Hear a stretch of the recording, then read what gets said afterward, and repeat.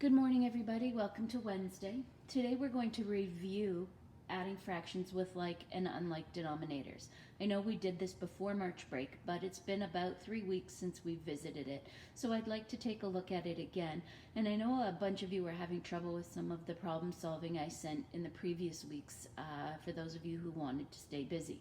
So today and tomorrow are a bit of a review before we move on to multiplying fractions on Friday. So today we're going to look at adding fractions with like and unlike denominators. If our denominators are the same, then we have a really easy process ahead of us. So if I have 1/4 plus 2/4, as long as these denominators are identical, I write down the denominator and I leave it alone. Now I have the simple process of adding the numerators. So 1 plus 2 is 3. 1/4 plus 2/4 is 3/4. Pretty simple. Let's look at one more like that. I have 7/11ths plus 6/11ths. My denominators are identical, which makes me happy because I don't have any more work to do with that. I write down the denominator. I always do that first. I do that myself because I know I don't want to get confused after and change that denominator. Now I again have the simple process of adding numerators. 7 plus 6. 7 plus 6 is 13. So 7 over 11 plus 6 over 11 is 13 over 11. What I would like you to do is now take that extra step, because we've learned about mixed numbers and improper fractions, and turn this into a mixed number. So how many groups of 11 fit into 13? I can do my long division over here. 11 goes into 13 once. 13 subtract 11 is 2. Remember, this is my whole number, this is my new numerator, and my denominator stays the same. So for any of your answers in today and tomorrow's work that end up as a mixed number or as an improper fraction, I'd like you to change it to a mixed number. That's getting us a little bit closer to putting things into lowest terms. I honestly don't remember if there are questions that will give you the mixed number or improper fraction or not, because I made the lessons on the Google Docs before I started the videos. So that was our simple process of using like denominators. Now we're going to do unlike denominators. And I'm just going to put the word "un" here for unlike denominators. And that's when you know, for example, I have 1/3 plus 2/4. The first thing I look at is, are my denominators the same? 3 and 4. They're not the same, so I have a little bit more work to do. And this is where all those math concepts start tying together. Way back in October and beginning of November, we looked at finding the lowest common multiple of numbers. And we wondered when we were ever going to use this. Well, here's where you use that concept of lowest common multiples.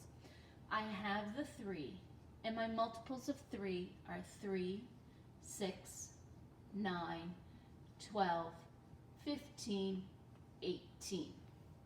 I'm going to stop there for a moment, and I'm going to look at my multiples of 4. I personally like to do about the first 5 or 6 multiples, and then see if I have a common multiple. If I don't, then I can carry on. But in grade 7 math, especially, and in grade 8 as well, usually the first 5 or 6 multiples will get us the answer that we're looking for. Now I'm going to do the multiples of 4. 4, 8, 12, 16, 20. And again, I'm going to stop there. When I look at these two sets of numbers, I notice that 12 appears in both lines. And it's the first number that's identical that appears in both sets of multiples. So my new denominator is going to be 12. Well, now I have to remember, what did I do to change it to 12? So again, I'm going to do a little sidebar over here.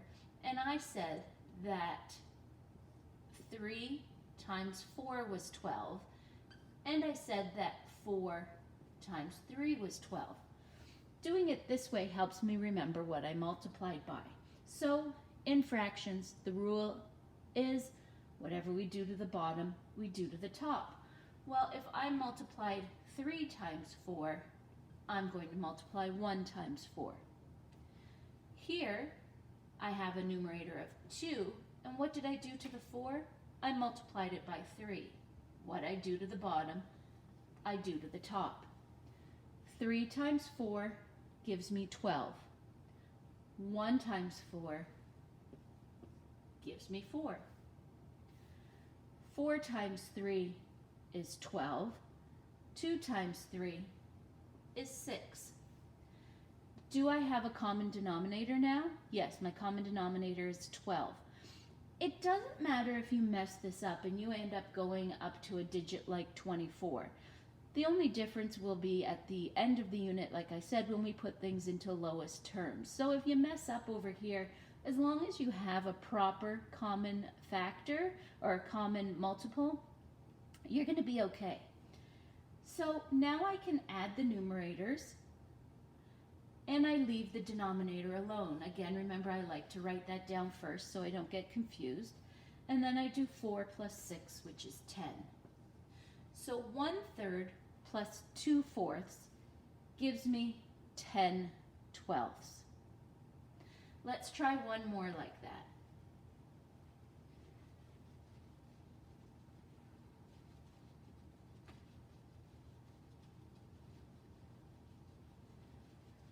And I'll try some numbers that are a little bit different. So I'm going to say 3/5 plus 2/7.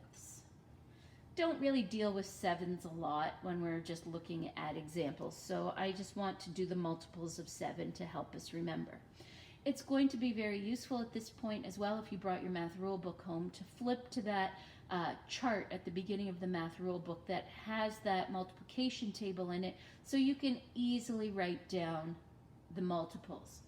So I first look 5 and 7, they're not the same, so I need to do the multiples. Multiples of 5, nice and easy. 5, 10, 15, 20, 25.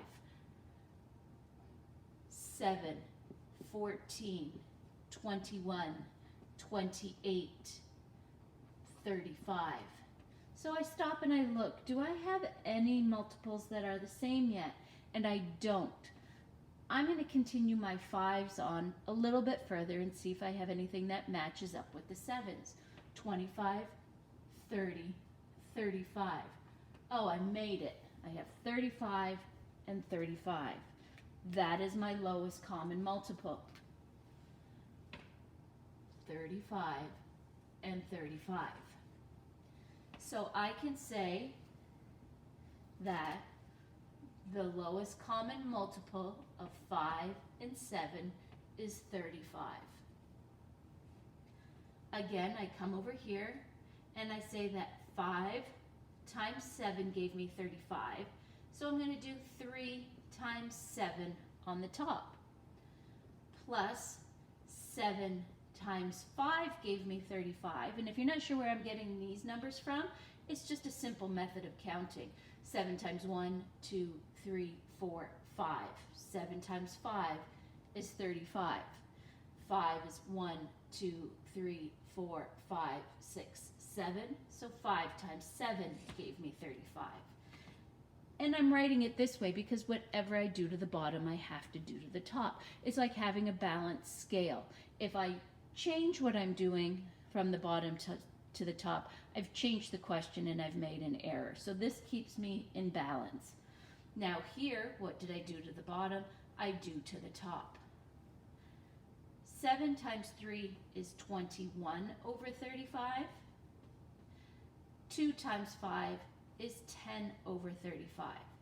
Now I can just add the numerators and leave that denominator alone.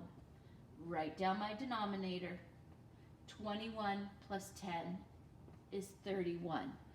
So 3/5 plus 2/7 becomes 31 over 35. Hope everybody has a great day, and I'll see you tomorrow. Tomorrow's pretty easy. We're doing the exact same thing with subtracting, but the process is identical. Bye-bye.